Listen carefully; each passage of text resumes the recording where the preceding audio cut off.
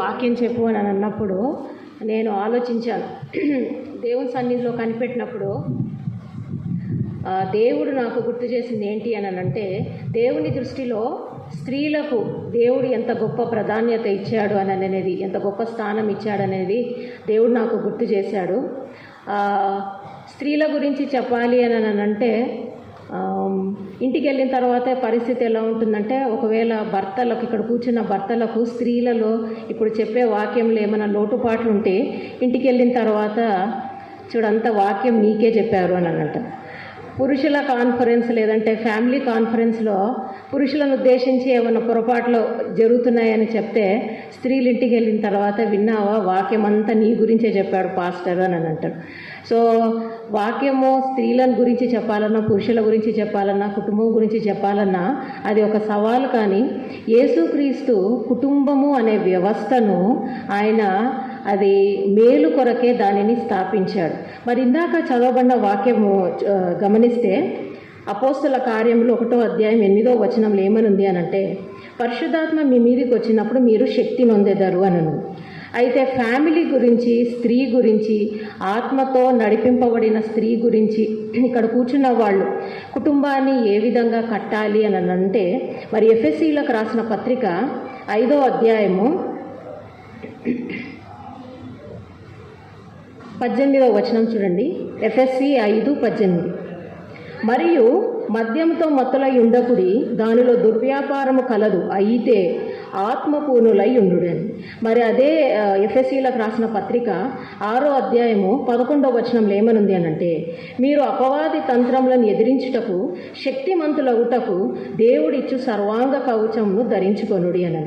మరి ఎఫెసీలకు రాసిన పత్రిక 5వ అధ్యాయము 22వ వచనం నుండి 6వ అధ్యాయం 9వ వచనం వరకు దీనిని ఏమి అంటారు అని అంటే, క్రిస్టియన్ ఫ్యామిలీ చాప్టర్. ఒక క్రైస్తవ కుటుంబం, ఒక క్రైస్తవ స్త్రీ, ఒక క్రైస్తవ పురుషుడు ఎలా ఉండాలి, సంఘమును మరి కుటుంబంల ద్వారా ఏ విధంగా కట్టాలనేది ఈ వాక్య భాగాల్లో చాలా స్పష్టంగా మరి లిఖించబడి ఉన్నది. మరి ఇందాక చూసినట్టు ఎఫెసీ 5:18 ఏమనుంది అని అంటే, ఆత్మపూర్ణులై ఉండి అన్నది. మరి 6వ అధ్యాయం 11వ వచనంలో అపవాది అన్నది. ఈ మధ్యలో 3 రకములైన గుంపులను దేవుడు మరి అపోస్తలుడైన పౌలు ద్వారా చూపిస్తున్నాడు. ఒక గుంపు వచ్చేసి భార్యాభర్తలు, 2వ గుంపు వచ్చేసి పిల్లలు, తల్లిదండ్రులు, 3వ గుంపు వచ్చేసి మరి యజమానుడు, దాసులు. స్త్రీల గురించి దేవుడు ఏం చెప్తున్నాడు అని అంటే, మీ పురుషులకు లోబడి ఉండుడి అని అన్నాడు. మరి పురుషులకు ఏం చెప్తున్నాడు అని అంటే, యేసుక్రీస్తు సంఘమునకు ఏ విధంగా తన్ను తాను అర్పించుకొని ఉన్నాడో, ఏ విధంగా అయితే తన వధువు మరి నిష్కళంకంగా ఉండాలని కోరుచున్నాడో, ఆ విధంగా మరి భర్త కూడా భార్యను ఆ విధంగా ప్రేమించాలని. మరి 2వ భాగము 6వ అధ్యాయం 1 వచనాల్లో ఏమనుంది అని అంటే, తల్లిదండ్రులు పిల్లల గురించి. మరి పిల్లల గురించి ఏమనుందనంటే, మీ తల్లిదండ్రులకు లోబడి ఉండుడి, అప్పుడు మీరు దీర్ఘాయుష్మంతులు అవుతారు అని ఉంది. మరి తల్లిదండ్రుల గురించి ఏమనుందంటే, మీ పిల్లలకు కోపం రేపక దేవుని యొక్క శిక్షణలోను భయంలోను వాళ్ళని పెంచండి అని. కింద భాగంలో ఏమనుంది అని అంటే, మరి దాసుల గురించి, యజమానుల గురించి. మరి దాసుల గురించి దేవుడు ఏం చెప్తాడు అని అంటే, మీరు మనుషులకు చేసినట్టు కాదు కానీ దేవునికి సేవ చేసినట్టు మీ పూర్ణ హృదయంతో చేయండి అని అంటాడు. మరి యజమానుల గురించి దేవుడు ఏం చెప్తాడు అని అంటే, మీ యజమానుడు పరలోకంలో ఉన్నాడు గనుక జాగ్రత్తగా మరి మీ దాసులను చూసుకోనండి, వారిని ఇబ్బంది పెట్టొద్దని చెప్పేసి మరి అపోస్తలుడైన పౌలు ద్వారా మరి దేవుడు ఇస్తున్న హెచ్చరికలు. మరి ఈరోజు మరి అంతర్జాతీయ స్త్రీల దినోత్సవం కనుక మరి స్త్రీలను ఉద్దేశించి చెప్పిన మరి వాక్యం అనేది ప్రతి ఒక్కరికి, మరి పురుషులు స్త్రీ కలిస్తేనే, తల్లి తండ్రి కలిస్తేనే మరి అదొక కుటుంబంగా అవుతుంది. మరి ఆత్మచేత నింపబడిన స్త్రీ కుటుంబాన్ని ఏ విధంగా కడుతుంది అని అంటే, ఆత్మచేత నింపబడ్డం అంటే అదేదో పెద్ద మర్మం కాదు. కానీ మరి ఎఫెసీలకు రాసిన పత్రిక 1వ అధ్యాయం 13వ వచనంలో ఆత్మచేత నింపబడ్డము, ఆత్మచేత ముద్రింపబడ్డము అనేది చక్కగా రాసింది. చూడండి, మీరును సత్యవాక్యమును అనగా మీ రక్షణ సువార్తను విని క్రీస్తునందు విశ్వాసం ఉంచి వాగ్దానం చేయబడిన ఆత్మచేత ముద్రింపబడి ఉన్నది అని అనుంది. సో ఇక్కడ క్రైస్తవ కుటుంబం గురించి, మరి స్త్రీ గురించి, పురుషుడు గురించి ఎప్పుడైతే మనము రక్షణ సువార్త వింటామో, సత్య సువార్తను వింటామో, ఆయన ఆత్మ మనలో ఉంది, ఆయన ఆత్మ ద్వారా మనము ప్రేరేపింపబడుతున్నాము, మరి ముద్రింపబడుతున్నాము. ఇలాంటి క్రైస్తవ కుటుంబము మనం ఇందాక చూసినట్లు ఎఫెసీలకు రాసిన పత్రికలో పైన ఏమో ఆత్మనుంది, మధ్యలేమో కుటుంబం అనుంది, చివరిలో వచ్చేసి అపవాది అనుంది. సో దేవుని ఆత్మకు, పరిశుద్ధాత్మకు మరి సాతాను అపవాదికి మధ్యన క్రైస్తవ కుటుంబం ఉంది. అంటే మనం ఏ విధంగా అర్థం చేసుకోవాలి అని అంటే, దేవునికి కుటుంబం అవసరము, అపవాదికి కూడా కుటుంబం అవసరం. అయితే దేవుడు మరి ఆయన స్థాపించిన ఈ యొక్క కుటుంబం అనే వ్యవస్థ ఫలించడానికి, అభివృద్ధి పొందించడానికి మరి దేవుడు ఆ యొక్క కుటుంబ వ్యవస్థను స్థాపించాడు. మరి అపవాది ఏమో ఆ కుటుంబ వ్యవస్థను కూల్చడానికి, ఆ కుటుంబ వ్యవస్థనే లేకుండా చేయడానికి అపవాది యొక్క తంత్రములు ఉన్నాయి. కాబట్టి మన యొక్క క్రైస్తవ కుటుంబము పరిశుద్ధాత్మ చేత నింపబడిన స్త్రీలు మరి పరిశుద్ధాత్మ చేత ప్రేరేపింపబడుచున్నామా, లేదు అనంటే సాతానుకు లేదంటే అపవాది చేత ప్రేరేపింపబడుచున్నామని మనం ఈరోజు వాక్యము ధ్యానిస్తున్నప్పుడు మన జీవితంలో, మన కుటుంబాలలో, మన కుటుంబ జీవితాల్లో ఏవైతే ఉండకూడనివి, ఏవైతే తీయవలసినవి అవి ఉన్నాయో మనము ధ్యానం చేస్తాము. మరి రెండవ భాగంగా మనం చదువుకున్నది వచ్చేసి సామెతలు 24వ అధ్యాయము 30 నుండి 34 వచనాలు. మరి ప్రస్తుత కాలంలో కుటుంబ వ్యవస్థను మనం ఎక్కడ చూసినా, మరి పొద్దున్న లేసి న్యూస్ పేపర్లో చూసినా, టీవీలో చూసినా, ఇంకెక్కడన్నా సోషల్ మీడియాలో చూస్తే భార్యాభర్తలు గొడవ పడ్డము, చిన్న చిన్న సిల్లీ రీజన్స్. భర్త చికెన్ తీసుకురాలేదని భార్య ఆత్మహత్య చేసుకోవడం, ఇవన్నీ ఎంత ఫూలిష్ అని అనిపిస్తుంది అని అంటే అవి మనం చూస్తే తమాషగా అనిపిస్తుంది. కానీ దేవుని యొక్క హృదయము ఎంత నొప్పించబడుతుంది అని అంటే క్రైస్తవ కుటుంబం ఒక కుటుంబము, అది ఒక వ్యవస్థగా మరి ఈ ప్రపంచాన్ని మార్చడానికి దేవుడు దానిని పెట్టినప్పుడు మరి ఏ ఉద్దేశంతో అయితే దేవుడు ఆ యొక్క కుటుంబ వ్యవస్థను స్థాపించాడో ఆ కుటుంబ వ్యవస్థను అది నెరవేర్చకుండా మరి కూలిపోతూ ఉంది. అయితే ఇప్పుడున్న పరిస్థితిలో వాక్యము ప్రకటించకూడదు, మరి సువార్త చెప్పకూడదు అన్న పరిస్థితిలో ఆత్మచేత నింపబడిన కుటుంబము, ఆత్మచేత నింపబడిన స్త్రీ, ఆత్మచేత నింపబడిన పురుషుడు మరి ఆ క్రైస్తవ కుటుంబము చక్కగా ఉన్నప్పుడు మనము సువార్త చెప్పనవసరం లేదు. మన జీవితమే ఒక గొప్ప సువార్తగా ఉంటుంది. మరి ఎప్పుడు జాజరా సార్ చెప్పేవాళ్ళు, మరి ఒక దైవజనుడు చెప్పేవాడు, మరి 4 సువార్తలు ఉన్నాయి, 5వ సువార్త వచ్చేసి నీ జీవితము, నా జీవితం.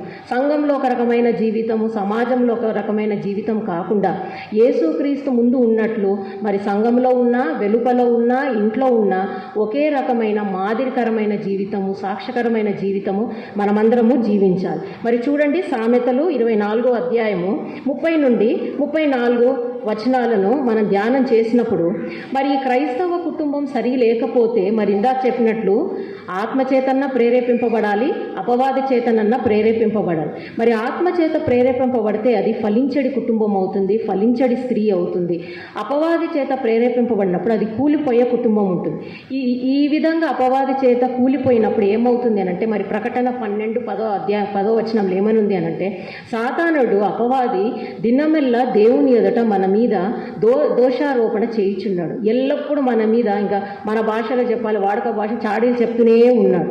అయితే యేసుక్రీస్తులు మన కుటుంబం కట్టబడినప్పుడు సాతానికి ఆ పనిని అప్పగించాం, లేదంటే నిరంతరము మరి దేవుని ఎదుట మన మీద దోషారోపణ లేదంటే నేరాలు ఆయన దినమెల్లా మోపుచున్నాడు. మరి ఇక్కడ సామెతలు 24వ అధ్యాయం 30 నుండి 34 వచనాల్లో మరి జ్ఞాని అయిన సొలొమోను ఒక దృష్టాంతం తీసుకొని వస్తాడు, ఒక ఇల్లస్ట్రేషన్. ఏంటి అని అంటే మరి సొలొమోను అతను ఒక చేనులో పడి వెళ్తున్నప్పుడు, ఒక ద్రాక్షావళి వైపు వెళ్తున్నప్పుడు, అటువైపు వెళ్తున్నప్పుడు ఆయన 3 విషయాలను ఆయన గమనించాడు.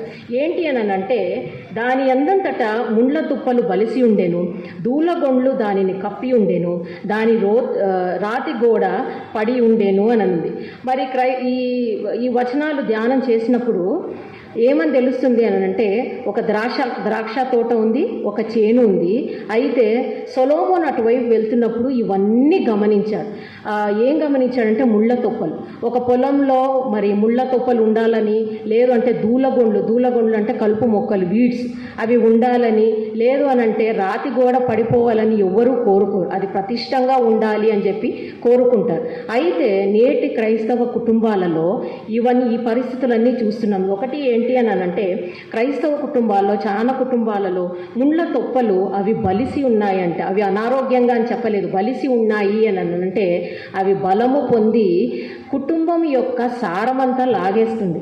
రెండోది వచ్చేసి దూలగొండ్లు వాటిని కప్పి ఉన్నాయి. అలా కప్పి ఉన్నప్పుడు ఈ కలుపు మొక్కలు ఏమవుతుంది అని అంటే క్రైస్తవ కుటుంబం అది ఫలించదు, అది అభివృద్ధి చెందదు. మూడోది వచ్చేసి రాతి గోడ పడి ఉండేను. రాతి గోడ పడి ఉండడము అని అంటే ప్రొటెక్షన్ ఉండదు, భద్రత ఉండదు, రక్షణ ఉండదు. మరి మన క్రైస్తవ జీవితాల్లో మరి ఆత్మచేత నింపబడిన స్త్రీలము దీన్ని ఒక్కొక్కటి ధ్యానం చేస్తున్నప్పుడు మరి ఇక్కడ పురుషులకు కూడా ఇది వర్తిస్తుంది. ఎందుకనంటే మరి భార్య సరిలేకపోయినా కుటుంబము పాడవుతుంది, విచ్ఛిన్నమవుతుంది. భర్త సరిగా లేకపోయినా కుటుంబము విచ్ఛిన్నమవుతుంది. అయితే దేవుడు తన యొక్క బైబిల్లో మనము ఆరాధించే ఈ బైబిల్ దేవుడు కుటుంబాల దేవుడు, కుటుంబాలని కట్టాలనే చూస్తాడు. కాబట్టి మన కుటుంబాలలో ఇలాంటివి ఏమన్నా ఉన్నాయా ఒక్కొక్కటి ధ్యానం చేస్తాము. మరి మొట్టమొదటి వచ్చేసి ముళ్ళ తుప్పలు అని అంటే దీస్ ఆర్ థార్న్స్, ఏవి మనల్ని గుచ్చుకుంటున్నాయి అనేది. సో మొదటి ముళ్ళ తుప్ప ఏంటి అని అంటే ఎన్స్ట్రేంజ్మెంట్, పరాయి తత్వం. చాలా కుటుంబాలలో పరాయి తత్వం అనేది ఉంటుంది. అనంటే పిల్లలు తల్లిదండ్రులు ఎలా ఉంటారంటే ఏదో గెస్టులు వచ్చినట్లు ఉంటుంది. కలిసి మాట్లాడుకోవడము, మరి సంతోషంగా సమయం గడపడము చాలా తక్కువగా ఉంటుంది. ఎన్స్ట్రేంజ్మెంట్ అని అంటే పరాయితత్వం. మరి బైబిల్లో దీనికి ఉదాహరణ ఎవరు అని అంటే మరి ఏశావు, యాకోబు. ఇస్సాకు మరి రిబ్కాకు ఒకే కడుపున పుట్టిన ఇద్దరు బిడ్డలు వేరువేరుగా ఉన్నారు. మరి ఇస్సాకేమో ఇస్సాకు కుమారులు ఏశావు, యాకోబు వాళ్ళు ఏం చేశారు అని అంటే పరాయి వాళ్ళలాగా ఒకే ఇంట్లో ఉంటున్నారు.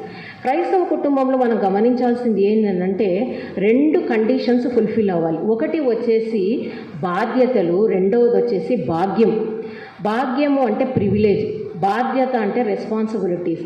భాగ్యముండి బాధ్యత లేకపోయినా, బాధ్యతలుండి భాగ్యము లేకపోయినా అది క్రైస్తవ కుటుంబం కాదు. మరి బైబిల్లో ఉదాహరణ ఏంటి అని అంటే మరి ఏశావు ఎలాంటి బాధ్యత లేకుండా ఆయనకేమో దీవెనలు కావాలి. He wanted the privilege. తర్వాత బాధ్యత ఉండి భాగ్యం లేని వాడు వచ్చేసి యెషయి కుమారుడైన దావీదు. మరి ఇక్కడ ఈ ఏశావు ఏం చేశాడు అని అంటే బాధ్యత లేకుండా ఆయన ఊరంతా తిరిగేసి నాకు తండ్రికి ఇవ్వాల్సిన యొక్క ఆశీర్వాదం కావాలని కోరుకున్నాడు. అందువల్ల ఆయన విఫలమైపోయినాడు. ఇక్కడ బాధ్యత ఉంటూ భాగ్యం లేని వాడు వచ్చేసి యెషయి కుమారుడైన దావీదు. మరి ఈ దావీదును మరి అభిషేకించడానికి సమూయేలు ప్రవక్తను దేవుడు పంపించినప్పుడు మరి సమూయేలు ప్రవక్త అందరు కుమారులను చూసినప్పుడు దేవుడు ఇతను కాదు అని చెప్పి 7 మంది కుమారులను అయిపోయిన తర్వాత సమూయేలు అడిగాడు, ఇంకా ఎవరైనా ఉన్నారా అని కుమారులు అన్నప్పుడు అప్పుడు యెషయికి గుర్తు వచ్చింది. ఏంటి అని అంటే అవును, నాకు ఒక కుమారుడు ఉన్నాడు, వాడు గొర్రెలు కాచుకుంటున్నాడని. అతని గురించి మర్యాదపూర్వకంగా మాట్లాడలేదు. ఇలాంటి వాతావరణము క్రైస్తవ కుటుంబాల్లో ఉంటే అది ఒక ముళ్ళ తొప్ప. చాలాసార్లు క్రైస్తవ కుటుంబాలలో స్త్రీలమైన మనము, పురుషులైన ఇలాంటివి ఉన్నప్పుడు అవి గుచ్చుకుంటాయి, కాసేపు బాధపడతాం. కానీ వాటిని పెరికివేయాలి, వాటిని తీసివేయాలి, వాటిని కాల్చివేయాలన్న ఆ జ్ఞానము అనేక సార్లు మనము కోల్పోతాము. సో మొట్టమొదటి వచ్చేసి ఎన్స్ట్రేంజ్మెంట్, పరాయితత్వం. అందువల్ల ఒక భక్తుడు అంటాడు మరి దావీదు గురించి, దావీదును మనం ఎలా గుర్తు చేసుకుంటామంటే హృదయానుసారుడని గుర్తు చేసుకుంటాం. కానీ దావీదు గురించి ఒక భక్తుడు అంటాడు, David was an unrooted member in Jesse's family. అంటే యెషయి కుటుంబంలో దావీదుకు స్థానం లేని వాడుగా ఉండినాడు. కానీ మరి ఇందాక చెప్పినట్లు మరి అతనికి స్థానిక లేకపోయినా, ఎన్నిక లేకపోయినా మరి దేవుడు అతన్ని ఉన్నతంగా అతన్ని అంటే ఆయనను హెచ్చించి ఆయనను ఒక హృదయానుసారుడుగా మరి దేవుడు చేశాడు. మరి ఆయన యొక్క వంశావళిలోనే యేసుక్రీస్తు వచ్చాడు. సో ఇది మొదటి ముళ్ళ తుప్పలు అంటే థార్న్, ముళ్ళు. ఫస్ట్ వచ్చేసి ఎన్స్ట్రేంజ్మెంట్. రెండవది వచ్చేసి స్టాగ్నెంట్ యాంగర్, నిలిచి ఉన్న కోపము అని అంటే మరి ఎఫెసీలకు రాసిన పత్రిక 4వ అధ్యాయం 26వ వచనంలో ఏమని ఉంటుంది అంటే కోపపడుడి కానీ పాపం చేయకూడదు. బైబిల్ ప్రకారం కోపపడము తప్పు కాదు.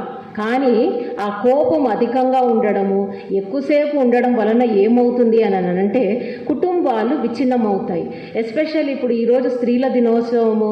మరి మామూలుగా ఆత్మచేత నింపబడిన స్త్రీలు కోప్పడినను అది తాత్కాలికంగా ఉండాలి. చాలాసార్లు ఎలా అవుతుంది అని అంటే భార్యాభర్తలు మరి కోప్పడ్డము, గొడవ పడడము, ఆ కోపంతో అది భర్త మీదన్నా కావచ్చు, ఇంటి వాళ్ళ మీద కావచ్చు, పరిస్థితుల బట్టి కావచ్చు, పిల్లల మీద కావచ్చు. ఆ కోపము కొన్నిసార్లు ఏమవుతుందంటే రోజుల తరబడి, వారాల తరబడి, నెలల తరబడి, సంవత్సరాల తరబడి కూడా మరి ఆ కోపం అనేది కంటిన్యూ అవుతుంది. రీసెంట్గా నేను న్యూస్ పేపర్లో చదివాను. ఏంటి అని అంటే ఒకే ఇంట్లో ఉంటూ భార్యాభర్తలు 15 ఏళ్ళు మాట్లాడుకోలేదంట. చాలాసేపు నేను ఆలోచించాను, అలా ఎలా మాట్లాడకుండా ఉంటారు అన్నది. మరి అపవాది ఎంత దూరానికైనా మనిషిని లాగేస్తుంది. కుటుంబ వ్యవస్థను పాడు చేయడానికి మరి అపవాది మరి ఎంతవరకన్నా తీసుకెళ్తాడు.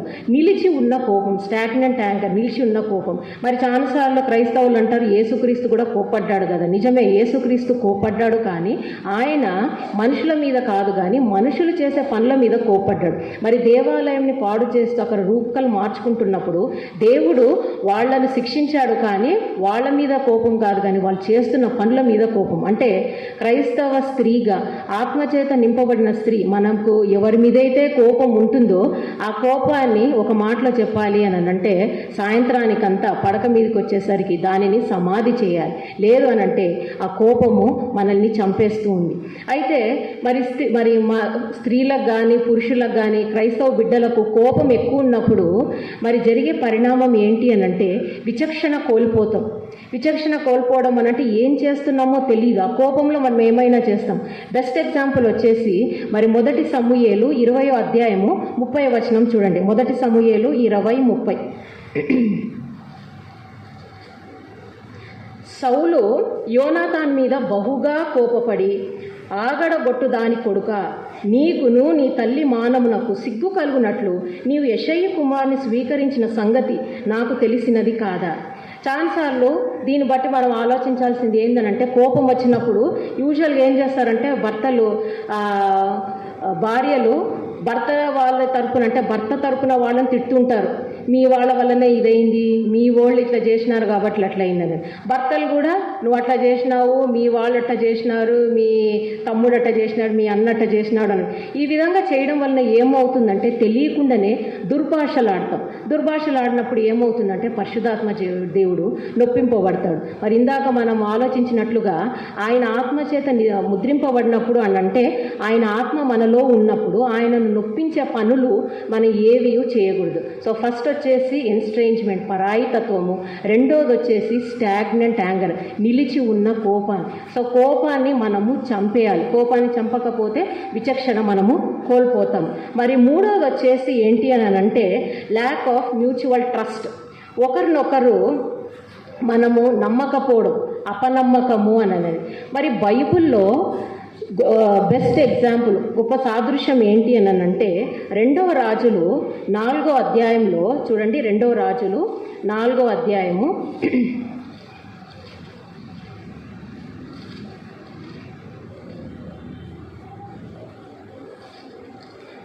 8వ వచనం. అక్కడ ఎలీషా ప్రవక్తకు షూనేమిరాలైన ఒక స్త్రీ మరి ఆమె ఏం చేసేది అని అంటే ఈ ప్రవక్తకు మరి ఆమె ఆతిథ్యం ఇచ్చింది. పరిశుద్ధాత్మ దేవుడు అక్కడ ఆమెకి ఇచ్చిన టైటిల్ ఏంటి అని అంటే గనురాలు. మరి ఇందాక ఒక్కొక్క లక్షణం మనం చూసినప్పుడు ఫస్ట్ థింగ్ వచ్చేసి ఎన్స్ట్రేంజ్మెంట్, మాట్లాడుకోకపోవడం.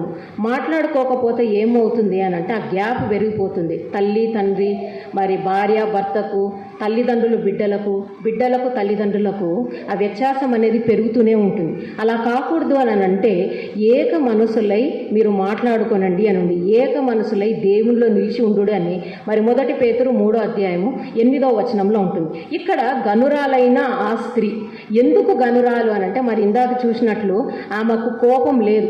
మరి భార్యాభర్తలు ఎక్కడ గొడవబడినట్టు లేదు. మరి మనం అనుకోవచ్చు ఇవన్నీ బైబిల్లో లిఖితంలో అవుతాయా అని.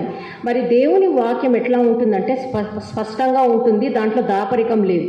మరి హృదయానుసారుడైన దావీదు, ఆయన టైటిల్ వచ్చేసి హృదయానుసారుడు, man after God's own heart. అయినను మరి దావీదు చేసిన పాపం సమస్తము బైబిల్లో ఉంది. మరి అదేవిధంగా మరి శూనేమీరాలు, గనురాలైన ఈ శూనేమీరాలు, మరి పరిశుద్ధాత్మ ద్వారా మరి ఈ బిరుదు పొందిన ఈ శూనేమీరాలు ఆమె ఎక్కడ కానీ గొడవపడినట్టు కానీ, మరి భర్తకు తన విషయాలు చెప్పకపోవడం కానీ, కోప్పడుతున్నట్లు కానీ, పరాయితత్వం ఉంటున్నట్టు కానీ ఎక్కడ లేదు. ఆమె ప్రతి విషయము మాట్లాడుతూ వచ్చింది. మరి మూడోది వచ్చేసి ఏంటి అని అంటే అపనమ్మకము, పరస్పర అపనమ్మకము. ఇక్కడ ఎట్లా అనంటే చాలాసార్లు మరి క్రైస్తవ స్త్రీలతో ఎప్పుడన్నా మాట్లాడినప్పుడు ఎప్పుడు డౌట్ పడుతుంటారు. మరి భర్తల మీద, భర్తలు భార్యల మీద డౌట్ పడుతుంటారు. ఎలా అనంటే భర్త సంపాదించినప్పుడు భార్యకి ఎన్నో అనుమానాలు.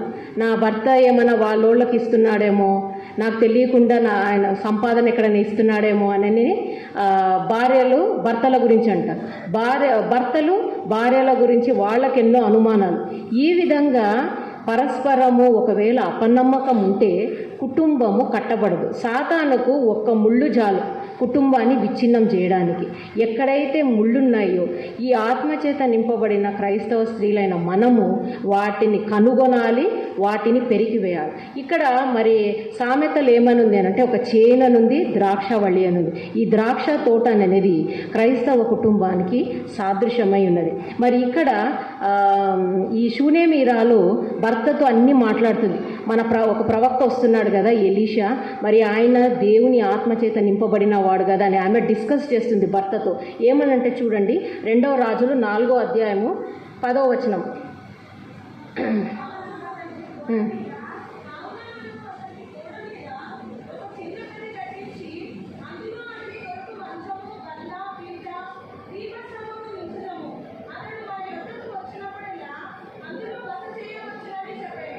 సో ఆమె భర్తతో అన్నీ మాట్లాడుతుంది. ఆ ప్రవక్త వస్తున్నాడు కదా, ఆ దైవజనుడు వస్తున్నాడు కదా, మనము ఆయన కొరకు ఒక మంచము, ఒక బల్ల, పీట, దీపస్తంభము, చిన్న గది కట్టించి ఆయన వచ్చినప్పుడు మరి దాంట్లో బస చేయవచ్చు కదా అని చెప్పి ఆ స్త్రీ భర్తతో చెప్తుంది. There was always a discussion about everything. క్రైస్తవ కుటుంబాలలో భార్యాభర్తలు కలిసి మాట్లాడుకున్నప్పుడు ఒకరినొకరు నమ్మనప్పుడు ఏమవుతుంది అని అంటే సాతాను వారి మధ్యన గొప్ప ఎడబాటు చేస్తాడు. మరి ఎఫెసీలకు రాసిన పత్రికలు ఎలా ఉంది అని అంటే మనం ఆత్మచేత నడిపింపబడుతున్నామా మన కుటుంబాలు, అపవాదికి మనము చోటిస్తున్నామా అనేది అనుదినము మనము ప్రశ్నించుకోవాలి. ఇది వచ్చేసి ఇది 3వ ముళ్ళ తొప్ప. 4వది వచ్చేసి క్రైస్తవ కుటుంబాలని విచ్ఛిన్నం చేసేది ఏంటి అని అంటే డిసెప్షన్, మోసం.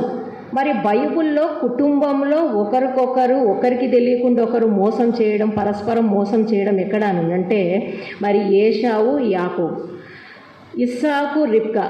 భర్త ఏమో భార్యకు తెలియకుండా పెద్ద కుమారుని దీవించాలని, భార్య ఏమో భర్తకు తెలియకుండా మరి పెద్ద కుమారుని దీవించాలని చెప్పేసి ఒకరికొకరు భార్యాభర్తలు చిన్న కుమారుని దీవించాలని చెప్పి ఒకరికొకరు మరి వాళ్ళు పరస్పరము మోసం చేసుకుంటూ ఏం చేశారు అని అంటే కుటుంబ వ్యవస్థను పాడు చేశారు.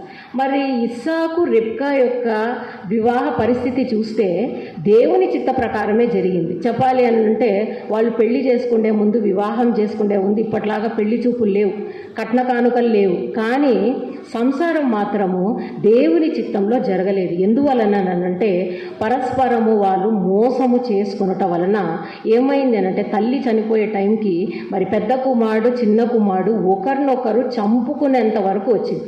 క్రైస్తవ స్త్రీలుగా ఇక్కడ కూర్చున్న మనమందరము, పురుషులుగా ఇక్కడ కూర్చున్న మనమందరము అనుదినము మరి ఆయన సన్నిధిలో ఆలోచన చేయాలి. మన యొక్క కుటుంబాల్లో ఇలాంటి ముళ్ళ తొప్పలు ఉన్నాయా? పరాయితత్వం ఉన్నదా? నిలిచి ఉన్న కోపం ఉన్నదా? భార్యాభర్తలు ఒకరినొకరు అర్థం చేసుకోకుండా మరి మిస్ట్రస్ట్ అంటే అంట్రస్ట్ అంటే ఒకరినొకరు మనము నమ్ముటలేదా? ఒకరినొకరు తెలియకుండా మోసం చేసుకుంటున్నారా అనేది అనుదినము మనము ఆలోచించాలి. మరి 5వది వచ్చేసి అన్హెల్దీ సీక్రెసీ, అంటే అనారోగ్యకరమైన రహస్యాలు. అనారోగ్యకరమైన రహస్యాలు అని అంటే ఆరోగ్యంగా ఉండే కుటుంబాన్ని జబ్బు పడే కుటుంబంగా చేయడం. ఏంటి అని అంటే ఫర్ ఎగ్జాంపుల్ కొన్ని పరిస్థితులు ఉంటాయి, మరి కొన్ని సంఘటనలు ఉంటాయి. స్త్రీగా ఆలోచించవచ్చు, భర్తకు ఆరోగ్యం బాగాలేదు కాబట్టి ఇది చెప్పకపోతే మంచిది, ఆయన ఆరోగ్యం పాడవకూడదని భర్త శ్రేయస్సును కోరి దాచిపెట్టడం మంచిది. కానీ చెప్పాల్సిన విషయాలు, పంచుకోవాల్సిన విషయాలు చెప్పకపోతే ఏమవుతుంది అని అంటే సాతాను కుటుంబాన్ని మళ్ళీ విచ్ఛిన్నం చేస్తాడు. భర్త కూడా ఇది చెప్తే బాగుంటుంది అని ఏదైనా అనిపించినప్పుడు మరి అది భార్యతో కానీ పిల్లలతో కానీ దానిని మనం పంచుకోకపోతే ఏమవుతుంది అని అంటే కుటుంబము విచ్ఛిన్నం అవుతుంది. ఇక్కడ షూనేమీయురాలు మరి అది చదువుతున్నప్పుడు మరి చాలా ఎగ్జైటింగ్ అనిపించేది ఏంటి అని అంటే చూడండి, 2వ రాజుల్లో ఈ 4వ అధ్యాయంలో 23వ వచనంలో చూడండి, ఎలీషా ప్రవక్త ఆ షూనేమీయురాల దగ్గరికి వచ్చిన తర్వాత మరి దేవుడు ఆ కుటుంబాన్ని ఆశీర్వదిస్తాడు. కుటుంబాన్ని ఆశీర్వదించిన తర్వాత కుమారుడు అనుగ్రహించబడతాడు. మరి ఆ కుమారుడు తలనొప్పి అని చెప్పేసి చనిపోతాడు. చనిపోయినప్పుడు ఆమె ఏం చేసింది అని అంటే భర్తతో గొడవ పడలేదు, ఇంటి వాళ్ళతో గొడవ పడలేదు. చాలాసార్లు ఇంట్లో ఏదైనా అనర్థం వచ్చినప్పుడు వెంటనే బ్లేమ్ గేమ్, ఇతరులను మనము నిందించడం, ఇంటి వాళ్ళని నిందించడం, నీ వల్లనే ఇట్లా అయింది, నువ్వు చేయడం వల్లనే ఇలా అయ్యింది అని చెప్పినప్పుడు ఏమవుతుంది అని అంటే మనలో ఉన్న పరిశుద్ధాత్మ దేవుడు మరి ఇబ్బందికి, ఆయాసానికి గురి అవుతాడు. ఇక్కడ కుమారుడు చనిపోయిన తర్వాత ఆమె ఆత్మచేత నింపబడింది కాబట్టి ఆత్మ వివేచనతో ఆమె చేసిన పని ఏంటి అని అంటే చూడండి, 2వ రాజులు 4వ అధ్యాయం 23వ వచనంలో ఆమె ఒక పనివాణిని, ఒక గాడిదను నా యుద్ధకు పంపుము, నేను దైవజనుని యుద్ధకు పోయి వచ్చేదనని తన పెనిమిటితో ఆమె అనగా అతడు నేడు అమావాస్య కాదే, విశ్రాంతి దినము కాదే, అతని యుద్ధకు ఎందుకు పోవుదు అని అడగగా ఆమె నేను పోవటం మంచిదని చెప్పి, భర్త ఏమో ఆయన రీజన్ ఏంటి, ఈరోజు అమావాస్య కాదు కదా, ఈరోజు విశ్రాంతి దినం కాదు కదా, ఎందుకు వెళ్తున్నావు అని అన్నప్పుడు ఆమె కోపగించుకోలేదు, ఉన్న కారణం చెప్పింది. ఏంటి అని అంటే నేను పోవుట మంచిది అని. మరి క్రిస్టియన్ హోమ్స్లో ఎట్లా ఉంటుంది అని అంటే కొన్నిసార్లు భార్య బయటికి వెళ్తుంది, భర్త అడుగుతాడు ఎక్కడికి వెళ్ళేసి వచ్చావు అని అంటే మామూలుగా స్త్రీలు కోపంతో ఉంటే ఏం చెప్తారు, నువ్వు నన్నే అనుమానిస్తున్నావు అని చెప్పేసి పెద్ద యుద్ధాలు జరుగుతాయి ఇంట్లో. భర్తను అడిగినప్పుడు కొన్నిసార్లు భర్త తయారై వెళ్తుంటాడు బయటికి, ఎక్కడికి వెళ్తున్నావు అని అంటే అట్లా పోయేసి వస్తాను అని అంటాడు. Be very specific. మరి మనము పరస్పరము మాట్లాడుకోకపోతే ఏమవుతుంది అని అంటే సాతానుడు ఆ కుటుంబం మీద రాజ్యం వెళ్తాడు. ఏది సీక్రసీ ఉండకూడదు. ఎందుకనంటే 1 యోహాను 1వ అధ్యాయము 7వ వచనంలో ఒక చక్కని మాట ఉంది చూడండి. 1 యోహాను 1:7 అయితే ఆయన వెలుగులోనున్న ప్రకారము మనమును వెలుగులో నడిచిన ఎడల మనము అన్యోన్య సహవాసము కలవారమై యుందుము. అప్పుడు ఆయన కుమారుడైన యేసుక్రీస్తు ప్రతి పాపము నుండి మనలను పవిత్రులుగా చేయును. ఆయన వెలుగులో ఉన్నాడు అని అంటే రహస్యమైనది ఏదీ లేదు. కాబట్టి భార్యాభర్తలకు ఆత్మచేత నింపబడిన స్త్రీ, ఆత్మచేత నింపబడిన పురుషుని మధ్యన ఎలాంటి అది వారి శ్రేయస్సు కోరినవి అయితే తప్ప ప్రతిదీ వాళ్ళు డిస్కస్ చేయాలా, మరి పిల్లలతో కూడా వాటిని డిస్కస్ చేయాల్సి వస్తుంది. సో ఇవి ముళ్ళ తుప్పలు. సో ముళ్ళ తుప్పలు 5 ముళ్ళ తుప్పలు చెప్పాను నేను. ఒకటి వచ్చేసి ఎన్స్ట్రేంజ్మెంట్, పరాయితత్వం. రెండవది వచ్చేసి నిలిచి ఉన్న కోపము. మూడవది వచ్చేసి పరస్పర అపనమ్మకము. నాలుగవది వచ్చేసి మోసం చేయటం, డిసెప్షన్. ఐదవది వచ్చేసి అనారోగ్యకరమైన దాపరికం. ఇది మొదటిది ముళ్ళ తొప్పలు. రెండవది వచ్చేసి దూలగొండ్లు దానిని కప్పి ఉండేను అని. దూలగొండ్లు అని అంటే వీడ్స్, కలుపు మొక్కలు. మరి మీకు తెలుసు పొలాల్లో కలుపు మొక్కలు ఉంటే వాటిని ఉంచరు. ఎందుకు అని అంటే వాటి అభివృద్ధిని అంటే ఆ మిగతా చేని యొక్క అభివృద్ధిని అది నాశనం చేస్తుంది, ఫలించకుండా అది చేస్తుంది. ఫస్ట్ది వచ్చేసి మరి దూలగుండ్లది మొదటిది వచ్చేసి ల్యాక్ ఆఫ్ కమ్యూనికేషన్, సంభాషణ లేమి. ఏంటి సంభాషణ లేమి అని అంటే మరి హెబ్రీలకు రాసిన పత్రిక 1వ అధ్యాయం 1వ వచనంలో ఏమనుందంటే పూర్వమందు నానా సమయములలో నానా విధములుగా మన పితరులతో ప్రవక్తల ద్వారా మాట్లాడిన దేవుడు. మరి సార్వభౌముడు సమస్త సృష్టిని కేవలము మాటతో సృజించిన ఆ గొప్ప దేవుడు మానవులైన మనము ఎలా వేటికి పనికిరాని మనతో ఆయన సంభాషణ కలిగి ఉండాలి. ఉండాలి అని అనుకుంటున్నాడు. గుర్తుపెట్టుకోండి, క్రైస్తవ జీవితంలో ఎప్పుడైతే సంభాషణ ఉండదో, ఎప్పుడైతే మాట్లాడుకోవడం ఉండదో సంబంధాలు పటిష్టంగా ఉండవు. సంబంధాలు పటిష్టంగా ఉండాలంటే భార్యాభర్తలు కలిసి మాట్లాడుకోవాలి. చూడండి, 1 పేతురు 3వ అధ్యాయము 8వ వచనం. 1 పేతురు 3:8. తుదకు మీరందరూ ఏక మనస్కులై ఒకరి సుఖదుఖముల యందు ఒకరు పాలుపడి సహోదర ప్రేమ గలవారును కరుణా చిత్తులను వినయ మనస్కులునై ఉండడి. ఒకరి దుఃఖముల యందు ఒకరు పాలుపడి అనంటే కష్ట సుఖాలను దుఃఖములను మరి కలిసి దానిని పంచుకోవడం. Lack of communication. ఎప్పుడైతే సంభాషణ లేమి ఉంటుందో ఆ కుటుంబము మరి విచ్ఛిన్నమవుతుంది. మరి చాలా ఏళ్ల కిందట ఒక స్టోరీ చదివాను రీడర్స్ డైజెస్ట్ అనే పుస్తకంలో. ఏంటి అని అంటే, ఒక కుమార్తె, చిన్న పాప, 7 ఏళ్ల పాప, వాళ్ళ నాన్న, అంటే చాలా ఏళ్ల కిందట ఇది, వాళ్ళ తండ్రి మంచి ఉద్యోగం చేసేవాడు. సో 20 ఏళ్ల కిందట అతనికి దాదాపు 40,000 జీతం. అయితే ఈ పాప ఒకరోజు వాళ్ళ తండ్రి మరి ఆఫీస్ నుండి వచ్చిన తర్వాత ఆ చిన్న పాప పోయి అడుగుతుందంట. ఏమి అనంటే, నాన్న నీకు జీతం ఎంత వస్తుంది అని అడుగుందంట. అంటే వాళ్ళ నాన్న 40,000 వస్తుంది మా నెలకు. అంటే 40,000 వస్తుందా నాన్న, నువ్వు అంత గ్రేట్ అని. చిన్న పాప కదా, తెలియదు. మరి ఆ కాలంలో 40,000 అంటే ఎక్కువ, ఇప్పుడు 40 లక్షలైనా తక్కువే. సో ఆ అమ్మాయి అట్లా అడిగినప్పుడు వాళ్ళ నాన్న చెప్పాడు. అయితే ఈ పాప ఆ మాట విన్న తర్వాత రూమ్ లోపలికి పరిగెత్తుకుంటూ వెళ్ళిందంట, తన బెడ్రూమ్లోకి వెళ్ళిందంట. వెళ్ళి చిన్న బాక్స్ తీసుకొని చూసుకుంటుందంట. మళ్ళీ ఒక 10 నిమిషాలకు బయటికి వచ్చి వాళ్ళ నాన్నని అడిగిందంట, నాన్న నీకు జీతం 40,000 కదా, మరి రోజుకి ఎంత వస్తుంది అని అన్నాడు. అంటే రోజుకు 15,000 దాకా, 1,500 దాకా వస్తుంది మా అన్న. 1,500 వస్తుందా నీకు రోజులో అని చెప్పి అంటుంది. మళ్ళీ వెళ్తుందంట రూమ్కి. ఏంటి ఈ అమ్మాయి మాటికి రూమ్కి వెళ్తుంది వస్తుంది అని చెప్పేసి మరి నవ్వుకున్నాడంట. ఈ అమ్మాయి తర్వాత వచ్చి ఏమనిందనంటే తండ్రికి, మరి నాన్న నాకు 1,000 రూపాయలు ఇస్తావా అనిందంట. సరే 1,000 రూపాయలు ఇస్తావు అని అంటే, ఎందుకమ్మా 1,000 రూపాయలు అని అంటే, నువ్వు ఇవ్వు నాన్న, నాకు కావాలి అని.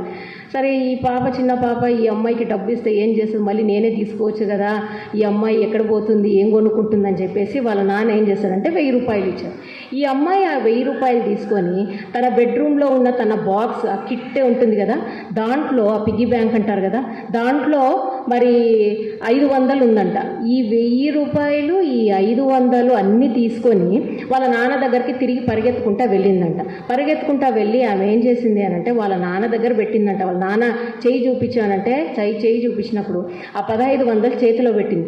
ఎందుకమ్మా ఇదంతా పెడుతున్నావు అంటే, నాన్న నువ్వు రోజుకు 1,500 సంపాదిస్తావు కదా, నేను నీకు ఈరోజు 1,500 ఇస్తాను, నువ్వు ఈ ఒక్కరోజు నాతో గడుపుతావా, నాకు సమయం కేటాయిస్తావా అని.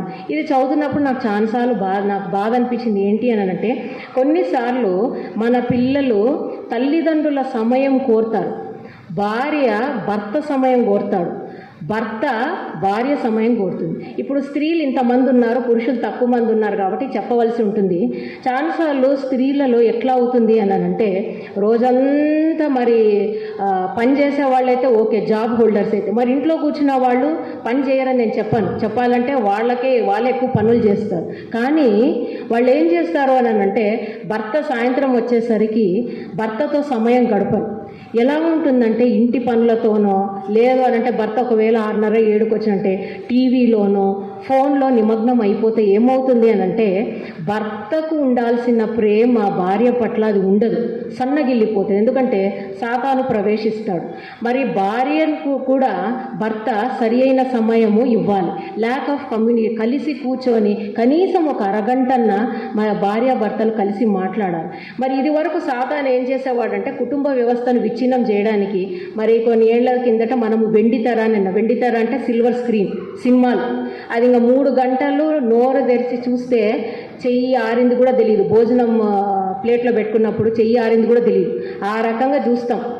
ఇప్పుడు ఆ సిల్వర్ స్క్రీన్ అంటే వెండితెర అయిపోయింది. నెక్స్ట్ ఏమొచ్చింది, బుల్లితెర వచ్చింది. బుల్లితెర అంటే సీరియల్స్ నాశనం చేస్తున్నాయి. సీరియల్స్ ఆ పేర్లు కూడా ఎట్లా ఉంటాయంటే, నేను ఎప్పుడూ ఆలోచిస్తుంటాను, కార్తీక దీపం అనేది చూస్తుంటాను. అంటే నేను చూడను, పేరెంట్స్ హాస్పిటల్కి వచ్చినప్పుడు అబ్బాయి వాడికి ఫిట్స్ ఉంటాయి, ఒకటి టానిక్ రాసిస్తాము, వాడమ్మా అని చెప్తాము. ఒక వారం రోజులు వాడతారు. 8వ రోజు ఆ పిల్లోడు విపరీతంగా ఫిట్స్ మీద వచ్చి ధ్యాస లేకుండా వచ్చింటాడు హాస్పిటల్. ఎందువల్ల అయ్యానంటే అప్పుడు భార్యాభర్తలు గొడవ పడతారు. ఏమి అనంటే నా భార్య నా బిడ్డను సరిగా చూసుకోదు అని, భార్య ఏమో నా భర్తను సరిగా చూసుకో. సరే భార్యను అడుగుతాను, భర్త లేనప్పుడు అడుగుతాను భార్య, ఎందుకంటే మళ్ళీ కొట్టుకుంటారు వాళ్ళు. భార్యను అడిగినప్పుడు భార్య ఏమంటుందంటే ఏం చేస్తుంటావు అమ్మ అంటే, ఏం లేదు మేడం, సాయంత్రం వరకు చూసుకుంటా, తర్వాత మా భర్త చూసుకుంటాడు. భార్య లేని టైంలో భర్తను అడిగితే భర్త చెప్పే మాటలు నాకు అది నవ్వాలనో ఏడవాలనో అర్థం కాదు. ఏం చెప్తాడంటే, నా భార్య అది 6 గంటల రోజంతా టీవీ పెట్టుకుంటుంది, వచ్చింది కూడా చూడడు మేడం, 6 గంటల వరకు కూడా అవేవో పనికిమాలిన సీరియల్ చూస్తాయి, అది కార్తీక దీపం అని. నేను చెప్పినాను అసలు ఇంకా తమాష ఏంటంటే ఆ కొట్టుకున్నోళ్ళు క్రైస్తవులే, మనోళ్ళే. అప్పుడు నాకు సిగ్గు తీసేసినట్టు అనిపిస్తుంది. అప్పుడు అంటాను, మీరు కార్తీక దీపం చూస్తే మన ఇంట్లో ఉన్న దీపం మారిపోతుంది, మా బిడ్డను చూసుకోండి అని. అప్పుడు అనిపిస్తుంది క్రైస్తవ కుటుంబము దేవుడు ఇంత ఉన్నతమైన ఉద్దేశంతో ఏర్పాటు చేసినప్పుడు ఈ విధంగా మరి సాతాను యొక్క క్రియలను చేసుకుంటూ సాతాను ద్వారా మనం బంధింపబడితే కుటుంబాలు విచ్ఛిన్నమవుతాయి, భార్యాబిడ్డల యొక్క సంబంధము కోల్పోతారు, బిడ్డలు తల్లిదండ్రులు వాళ్ళ సంబంధం కోల్పోతుంది. కాబట్టి కమ్యూనికేషన్ ఖచ్చితంగా ఉండాలి, ఒకరికొకరు మాట్లాడుకోవాలి. అంత గొప్ప దేవుడే మరి మానవులైన మనతో మాట్లాడని ఇష్టపడుతున్నప్పుడు మనం కూడా కలిసి మాట్లాడుకోవాలి. రెండవది వచ్చేసి దుల్లగుండ్లో వచ్చేసి సంపాదన విషయం. ఇది కూడా చాలా ముఖ్యం. చాలాసార్లు క్రిస్మస్ టైం అప్పుడు భర్తలకు ఒక కష్టకరమైన పరిస్థితి, ఇంత విలువైన చీరే కావాలి అని అంటారు. నేనంటాను క్రిస్మస్కి కొత్త చీర ఉండాలి, క్రిస్మస్కి కొత్త దుస్తులు ఉండాలి, బైబుల్ ఎక్కడా లేదు. ఎప్పుడైతే క్రిస్మస్ చేసుకుంటున్నామో మరి బైబుల్ని సరిగా ధ్యానం చేసినప్పుడు యేసుక్రీస్తు పుట్టిన పరిస్థితులను చూస్తే క్రిస్మస్ ఇంతగా చేసుకోవాలి అనే ఆలోచనే పోతుంది. ఎందుకనంటే యేసుక్రీస్తు గర్భంలో ఉన్నప్పుడు మరియమ్మ ఆమె ఎన్నో రకములైన దూషణలకు పాలైంది. మరి ఇందాక సిస్టర్ చెప్పినట్లు మరి మరియమ్మ ఆమె గర్భవతి అయినప్పుడు సమాజము ఎంతగా ఆమెను నిందించిందో. మరి ఆ బిడ్డను పరుండబెట్టడానికి లేదు అని అంటే ఆమెకు మరియమ్మకు పురిటి నొప్పులు వచ్చినప్పుడు మరి యోసేపుకు పరుండబెట్టడానికి కూడా స్థలం లేదు. ఇలాంటి పరిస్థితిని మనం నిజంగా ఆత్మతో ధ్యానం చేసినప్పుడు క్రిస్మస్ని మనం అంత సంబరాలతో చేసుకోం. యేసుక్రీస్తు మన కొరకు పుట్టి ఉన్నాడన్న ఆ సంతోషంతోనే మన యొక్క కుటుంబాలు మన యొక్క మనసులను మనము నింపుకోవాలి. సంపాదన విషయం ఏంటి అని అంటే బైబుల్ దేవుడు ఏది వ్యర్థము చేయడానికి ఇష్టపడడు. ఎలా దానికి ఎగ్జాంపుల్ అని అంటే మరి యోహాను సువార్త 6వ అధ్యాయం 12వ వచనంలో చక్కని మాట ఉంది చూడండి. యోహాను 6:12. వారు తృప్తిగా తినిన తర్వాత ఏమీ నష్టపడకుండా మిగిలిన ముక్కలు పోగు చేయడని తన శిష్యులతో చెప్పింది. ఇక్కడ 5 రొట్టెలు 2 చేపలు. మరి మిగిలిన తరువాత ఏది వ్యర్థం కాకుండా మరి దేవుడు వాటిని గంపల్లో వాటిని తీయమని చెప్పాడు. సంపాదన విషయం అని అంటే ఎంత సంపాదిస్తున్నామో మనము ఎంత మనము ఖర్చు చేస్తున్నాం. ఖచ్చితంగా ఒక ఏమని చెప్పాలి, మరి మీకు డైరీలు కూడా ఇచ్చారు. మరి ఫస్ట్ పేజెస్లోనే ఉంది కదా, తిండికి, కరెంటు బిల్లుకు, స్కూల్ ఫీజుకు, ఇవన్నీ చేయాలి. ఇది ఏంటి అని అంటే స్టివార్డ్షిప్ అని అంటారంటే జవాబుదారీతనం. దేవుడిచ్చిన ప్రతి ఒక్క పైసా, ప్రతి ఒక్క డబ్బుకు మనం ఖచ్చితంగా లెక్క చెప్పాలి. నేను చాలాసార్లు ఇక్కడ ఆలోచించినప్పుడు గుడ్ షెపర్డ్ చర్చ్లో నేను గమనించింది ఏంటంటే అన్నీ ధారాళంగా ఇస్తారు, సమయాన్ని ధారాళంగా ఇస్తారు, తర్వాత మీకు ఛాన్సెస్ ధారాళంగా ఇస్తారు, ఆహారం కూడా ధారాళంగా పెడతారు. ధారాళంగా ఇస్తున్నారని ధారాళంగా దాన్ని వృధా చేయకూడదని కాదు. చాలాసార్లు మరి మీటింగ్స్లో, యూత్ మీటింగ్స్లో, స్పెషల్ మీటింగ్స్లో అక్కడ ప్లేట్లు పెట్టినప్పుడు నేను చూస్తాను ఎంత వేస్ట్ చేస్తారు అని అంటే అప్పుడు అనిపిస్తుంది. ఇప్పుడు మీకు తెలియదు కానీ మరి ఆఫ్రికన్ కంట్రీస్కి వెళ్ళినప్పుడు రోజుకు ఒక్కసారి కూడా తినని వాళ్ళు ఉంటారు. మరి చిన్న ఉన్నప్పుడు మా అమ్మ ఎప్పుడన్నా మేము ఫుడ్ వేస్ట్ చేస్తే ఒక మాట అనేది, don't waste food because there are millions of children who are sleeping this night without 1 square meal.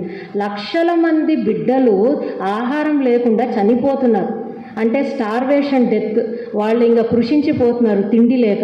మరి అలాంటి పరిస్థితి ఉన్నప్పుడు మరి అది డబ్బు పరంగా కానీ ఆహార పరంగా కానీ ఏది వ్యర్థం చేయదు. వ్యర్థము చేసినా గుర్తుపెట్టుకోండి, మన వెనకాల మన సాతాను ఉంటాడు.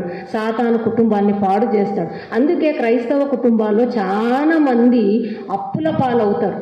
ఇప్పుడు చూడాలనంటే ప్రతిదీ మన సిస్టమ్ ఎలా అయిపోయిందంటే ఈఎంఐ, ఏమైనా ఈఎంఐ ఉంది, సరే కొనేద్దాము ఈఎంఐ. దేవుడేమో పొదుపు చేయి, సాతానేమో ఈఎంఐ అంటాడు.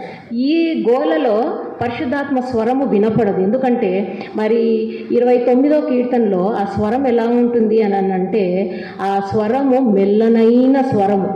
పరిశుద్ధాత్మ స్వరం ఎప్పుడు వింటాము అంటే మన చుట్టూన్న స్వరాలన్నీ నిమ్మళమైనప్పుడే ఆ స్వరాన్ని వినగలుగుతాం.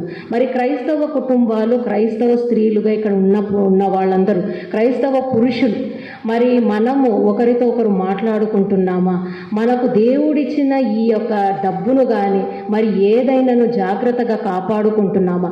దాని గురించి ప్రతి ఒక రోజు లెక్క చెప్పవలనన్న ఆ వివేచన మనము కలిగి ఉన్నామనేది మనము ఆలోచించాలి. కాబట్టి సంపాదన విషయము మరి దీన్ని జాగ్రత్తగా ఉండాలి. మరి మా ఇంట్లో ఏమన్నానంటే, మా ఇంటి విషయం కూడా చెప్పాలి. మరి నేను ఏదైనా ఖర్చు పెట్టంటే కొంచెం దుబారే చేస్తాను. ఇంకొకటి ఏంటి అని అంటే ఎక్కువ వేరే వాళ్ళకు హెల్ప్ చేయాలనే ఆలోచన ఉంటుంది. ఏదో గొప్ప అని కాదు, కానీ నాకు అనిపిస్తుంది యేసుక్రీస్తు మొత్తం ఇచ్చాడు. నేను ఒక మనిషికి 5,000 ఇవ్వడం, 10,000 ఇవ్వడం అది పెద్ద లెక్క కాదు. కానీ కొన్నిసార్లు మా హస్బెండ్ ప్రతిరోజు మొబైల్లో రోజు ఖర్చు ఎంత అనేది రాస్తాడు. లాస్ట్కి అరటిపండ్లు 40 రూపాయలు అది కూడా రాస్తున్నాడు. ఫస్ట్లో నేను తిట్టేదాన్ని, ఇది కూడా అంత అవసరమా అని.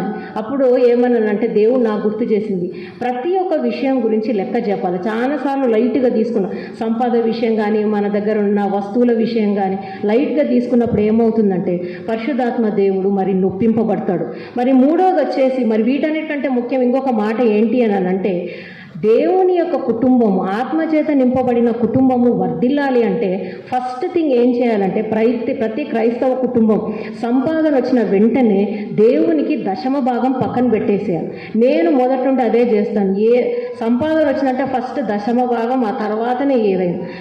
ఆ విధంగా చేస్తేనే క్రైస్తవ కుటుంబాలు ఎప్పుడూ మరి ఆశీర్వదింపబడిన కుటుంబాలుగా ఉంటాయి. మరి 127వ దావీదు కీర్తనలో ఉంది కదా, మరి ద్రాక్షావళి మరి దాని ఆ బల్ల చుట్టూ నీ లోగిట నీ బిడ్డలు కూడా ఆ విధంగా ఫలించి అభివృద్ధి పొందుతారు. దాని తర్వాత నీ కష్టార్జితాన్ని నీవు అనుభవిస్తావు. సో కష్టార్జితాన్ని అనుభవించాలి అని అంటే మన యొక్క 10% ఇవ్వాలి. లేదు అని అంటే దేవుని దృష్టిలో మనము దొంగిలిన వారం అవుతాం. మరి మూడోది వచ్చేసి ఏంటి అని అంటే సంసార విషయం, సంపాదన, సమయము, సంపాదన, సంసారం విషయం. అంటే మరి 1 కొరింథీ 7వ అధ్యాయం గమనిస్తే మరి భార్య శరీరం పైన భర్తకు మాత్రమే హక్కు ఉంది, భర్త శరీరం పైన భార్యకు మాత్రమే హక్కు ఉంది. మరి ఈ చర్చెస్లో కొన్ని విషయాలు ఎట్లా అంటే సున్నితమైన విషయాలు కాబట్టి ఇది చెప్పొచ్చో చెప్పలేదని కాదు, కానీ మరి వాక్యానుసారంగా మాట్లాడితే భార్యాభర్తలు ఒకే మంచం పైన పడుకుంటారు, కానీ వాళ్ళ మనసులు మైళ్ళు దూరం ఉంటాయి. మరి హెబ్రీలకు రాసిన పత్రిక 13వ అధ్యాయం 4వ వచనంలో ఏమని ఉంటుంది అంటే వివాహం అన్ని విషయంలో ఘనమైనది, పాన్పు నిష్కళంకమైనది. మరి మలినమైన ఆలోచనలు పెట్టుకొని దేవునికి విరుద్ధమైన ఆలోచనలు పెట్టుకున్నప్పుడు ఆ పాన్పు అనేది నిష్కళంకంగా కాదు, కానీ కళంకముతో నిండినదై ఉంటుంది. అలా కాకూడదు అని అంటే మరి సంసార విషయాలు క్రైస్తవ స్త్రీలు జాగ్రత్తగా చూచుకోవాలి. ఒక మాటలో చెప్పాలి, మన భాషలో చెప్పాలంటే 3 విషయాలు జాగ్రత్తగా ఉండాలి. 3 దూలగుండ్లను మనం జాగ్రత్తగా చూసుకొని వాటిని పెరికివేయాలి, లేదంటే కాల్చివేయాలి. ఏంటి అని అంటే మాట. రెండవది వచ్చేసి సంపాదన అంటే మూట అని చెప్పొచ్చు. మూడవది వచ్చేసి మంచం. ఈ 3 విషయాలు క్రైస్తవ కుటుంబాలు జాగ్రత్త పడితే, క్రైస్తవ స్త్రీలు జాగ్రత్త పడితే మరి ఈ దూలగుండ్లను మనము వాటిని పెరికివేస్తాము. మరి క్రైస్తవ కుటుంబాలు అభివృద్ధి పొందుతాయి. మూడవది వచ్చేసి ఏంటి అని అంటే రాతి గోడలు. రాతి గోడలు ఒక క్రైస్తవ కుటుంబం చుట్టూ లేకపోతే ఏమవుతుంది అని అంటే, రాతి గోడల వలన రక్షణ ఉంటుంది, సంరక్షణ ఉంటుంది.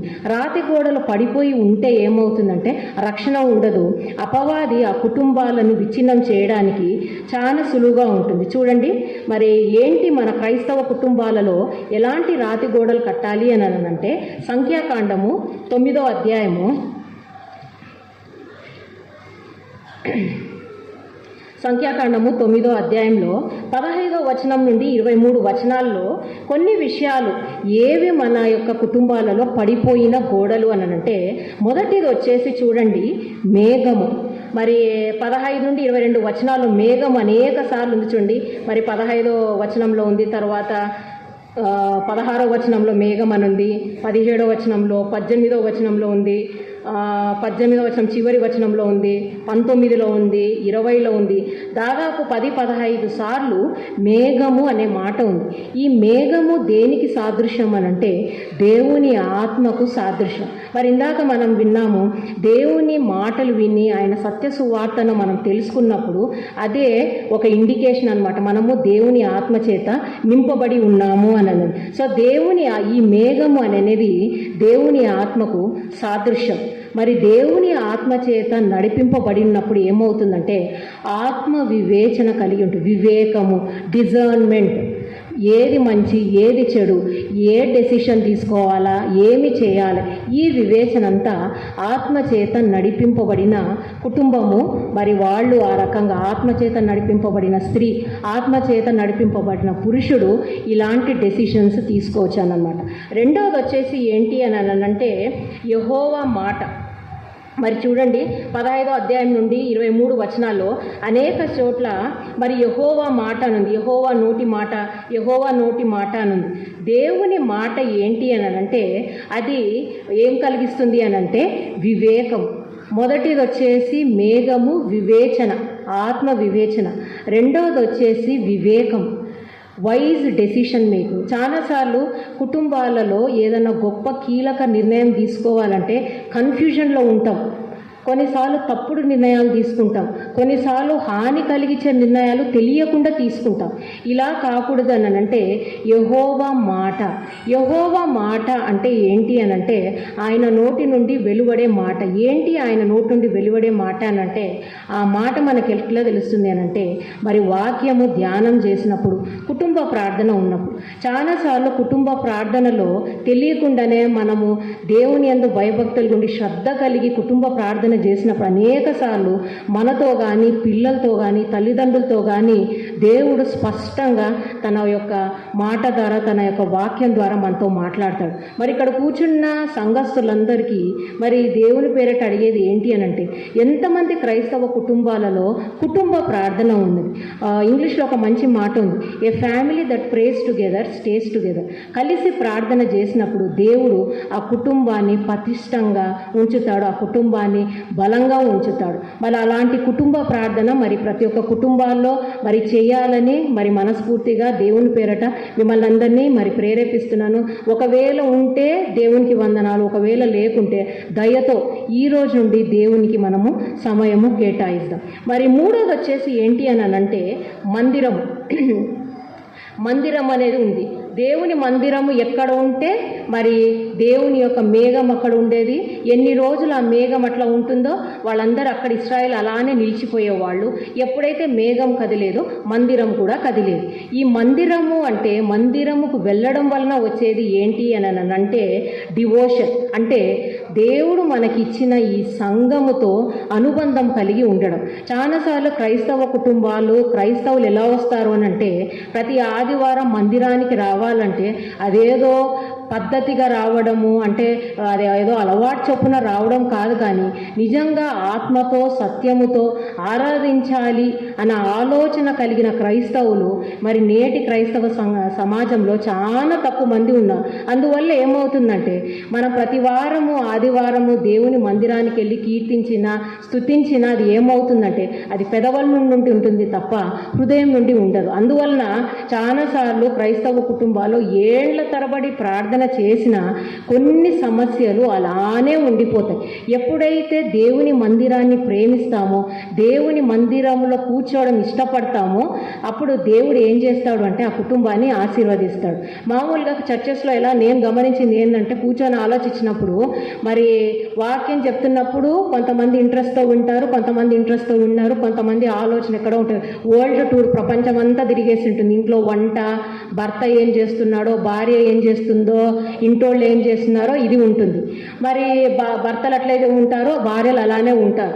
కానీ ఆత్మతో సత్యంతో ఆరాధించినప్పుడు ఏమవుతుంది అని అంటే దేవుడు తన కార్యమును జరిగిస్తాడు. తన కార్యమును జరిగించినప్పుడు కుటుంబము అభివృద్ధి పొందుతుంది.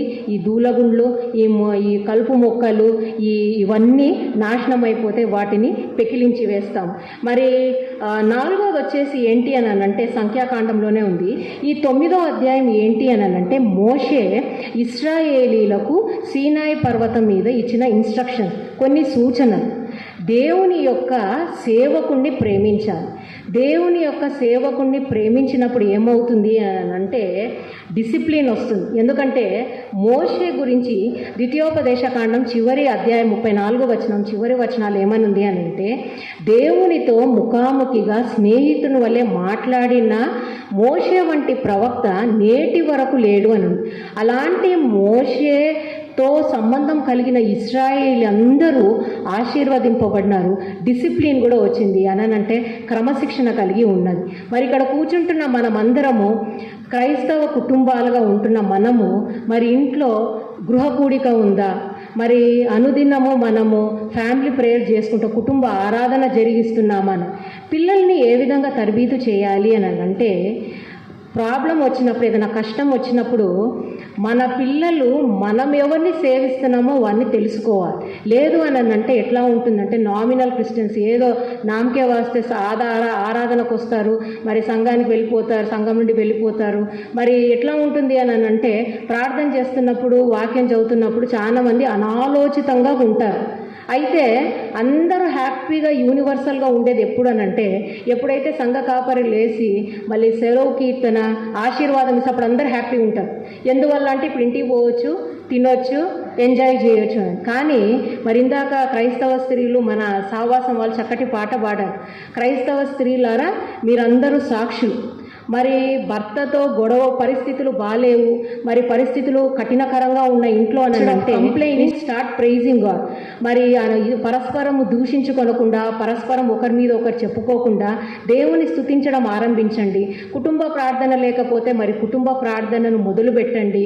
మరి భర్తను కూడా వీలైనంత వరకు ప్రేమతో మరి దేవుని యొద్దకు తీసుకొని రావాలి. వాక్యంలో ఉంది కదా, అగ్నిలో నుండి లాగినట్టు వారిని లాగాలి. అప్పుడు లాగినప్పుడే మరి క్రైస్తవ కుటుంబం ఏదైతే ఉద్దేశంతో దేవుడు దాన్ని స్థాపించాడో ఆ యొక్క ఉద్దేశాన్ని మరి మనము మన కుటుంబాల ద్వారా నెరవేర్చగలము. మరి ఇందాక చెప్పినట్లు మరి దూలగుండ్లు, తర్వాత ముళ్ళ తొప్పలు, ఈ రాతి గోడలు ఏవైతే పడిపోయి ఉన్నాయో వాటన్నిటిని మనము తిరిగి కడదామో. మరి ఏవైతే దేవుడు చూపించాడో ఏమేమి ముళ్ళ తొప్పలు ఉన్నాయి మన జీవితంలో, మన హృదయాల్లో ఏవి రాతి గోడలు ఉన్నాయి, పడిపోయినాయి, మరి ఏవి మరి గొండ్లు అనేవి ఏమున్నాయి అంటే వీడ్స్, కలుపు మొక్కలు ఏవైతే ఉన్నాయో వాటన్నిటిని మరి ఇప్పుడు ఇంతవరకు మాట్లాడిన ద్వారా పరిశుద్ధాత్మ దేవుడు ఏవైతే మనకు చూపించాడో వాటన్నిటినీ పెరికి వేయడానికి, తీసివేయడానికి, కాల్చివేయడానికి ఇక్కడ కూర్చున్న మనమందరము ప్రయత్నం చేద్దాము. మరి ఈ విధంగా చేసినప్పుడు మరి కుటుంబం ఎలా ఉంటుందంటే యెహోషువ 24:15లో చెప్పినట్లు నేనును నా ఇంటి వారును యెహోవాను సేవించెదము అనే ఆ గొప్ప సాక్ష్యం మనమందరము మరి కలిగి ఉంటాము. మరి నాకు ఎప్పుడు ఇన్స్పిరేషన్ అనిపించేది ఏంటి అని అంటే, మా ఇంట్లో ఎప్పుడు ఒకటి రోజు గమనిస్తూ ఉంటాను, ఒక సేయింగ్ అనమాట, ఒక మాట, ఒక దైవజనుడు, మరి అతని పేరు ఏమో నాకు తెలియదు, కానీ చక్కటి మాట అని అంటారు క్రైస్తవ కుటుంబాన్ని గురించి. ఏంటి అని అంటే, Christ is the head of this family. యేసుక్రీస్తు ఈ కుటుంబానికి యజమాని. The unseen guest at every meal. The unseen guest at every meal అంటే ప్రతి భోజనం చుట్టూ, మన భోజన బల్ల చుట్టూ ఆయన కూడా ఉన్నాడు. The silent listener to every conversation. ప్రతి సంభాషణకు ఆయన చెవియొగ్గి ఉన్నాడు. అందుకే వాక్యంలో ప్రసంగిలో ఏమనుంది అని అంటే, యెహోవా ఆకాశమందున్నాము, మనము భూమి అందున్నాం, కాబట్టి మన మాటలు జాగ్రత్తగా కొద్దిగా ఉండదు. విస్తారంగా మాట్లాడి ఒకరినొకరు మనం దుర్భాషలు ఆడుకునేదానికంటే దేవుని ఆత్మచేత నింపబడి దేవుని మాటలే పలుకుచు మన యొక్క కుటుంబాలలో ఉన్న ఈ ముళ్ళ తొంపలు, దూలగొండ్లు, ఆ తర్వాత పడిపోయిన రాతి గోడలను తిరిగి నిర్మించుకుందాం. ఏదైతే మనము ఆయాసకరమైన మార్గములు మనలో కలిగి ఉన్నాయి వాటన్నిటిని మనము మరి పరిశుద్ధాత్మ యొక్క ప్రేరేపణతో మనం వాటన్నిటిని నిర్మూలన చేసుకుందాం. తలలు వంచండి, కళ్ళు మూయండి, ప్రార్థన చేసుకుందాం. ఇంతవరకు విన్న వాక్యంను బట్టి వందనాలు. మరి దేవుడు మన జీవితాల్లో, మన యొక్క హృదయాలలో ఏవైతే పడిపోయిన రాతి గోడలు ఉన్నాయో, మన యొక్క కుటుంబాలలో ఏదైతే ముళ్ళ తొప్పలు ఉన్నాయో, మన యొక్క కుటుంబాలలో ఏవైతే దూలగొండ్లు ఉన్నాయో, మరి దేవునికి ఆయాసకరమైన పనులు ఏవైతే ఉన్నాయో, మరి క్రైస్తవ కుటుంబము నాశనం అవుటకు అది సాగు లేకుండా